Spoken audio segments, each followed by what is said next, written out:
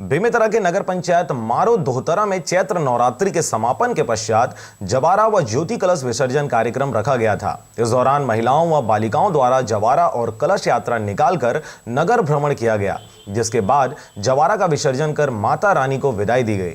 आपको बता दें कि यहां लगभग 5 वर्षों से नवरात्रि के अवसर पर भक्तों द्वारा जवारा बोया जाता है और नवरात्रि में 9 दिनों तक माता की सेवा करने के बाद जवारा का विसर्जन किया जाता है।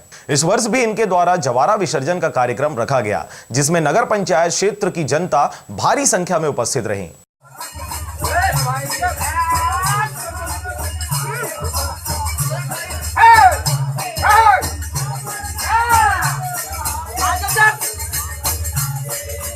Bureau report, RJ रमझाझर।